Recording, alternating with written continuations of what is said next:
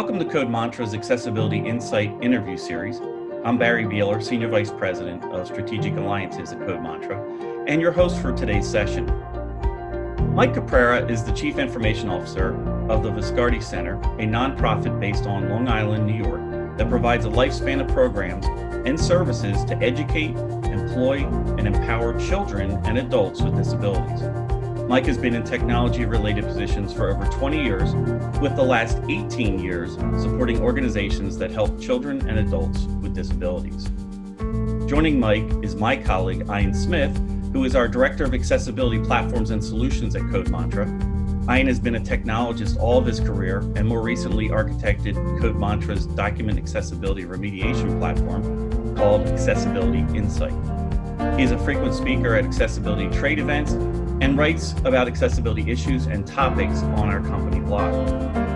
Thank you both for joining me today for our Accessibility Insight interview series focused on accessibility in education and nonprofits. In publishing, the phrase born accessible is becoming more prevalent as educational publishers embrace this approach in their publishing workflows. Ian, working with the educational publishers that you have worked with, what percentage of these publishers are creating what we would call born accessible publications? And do you think this will increase over the next 1, 3, 5 years? And if so, why? Excellent question, Barry. So unfortunately, I'd have to say that percentage is quite low today. Probably less than 40% are truly producing born accessible material. That said, I do think that there is going to be a drastic change in that number. And the reason being is educational publishers are at risk of losing adoptions if the material is not accessible. In this competitive landscape, an institution or someone wanting to license or acquire that material from said publisher, they're not going to wait for them to take the extra time and effort to make the content accessible after the fact, right? Everybody's, again, making this shift towards it. So if I'm not making my content accessible, but someone else is, then there's that competitive risk and the potential loss of adoption. So I truly do feel that that percentage will increase over the next 1, 3, 5 years. And it has absolutely been accelerated because of this distance learning need we have today.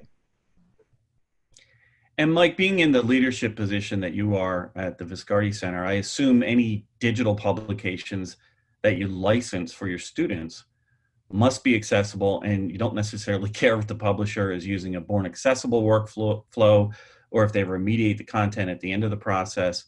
So what checks and balances do you have in place to verify accessibility on content that you license or purchase?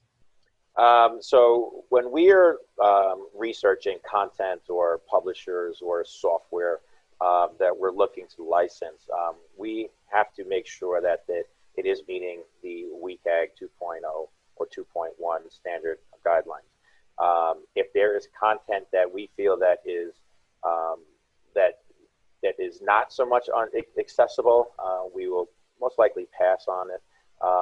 But if it's content that we really feel that it would be really helpful for our participants and our students, we would license it, but our internal team will make it then accessible. So we will, whether it's ripping apart a workbook and rescanning it ourselves and adding the form fields and making sure it's accessible ourselves, we will go that extra mile to do that. When we're looking at licensing software,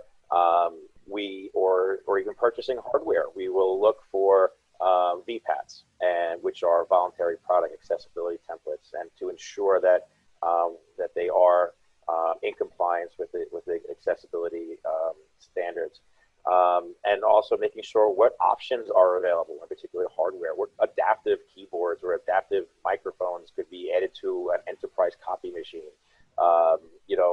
We look and research all of those key components before we actually make a purchase.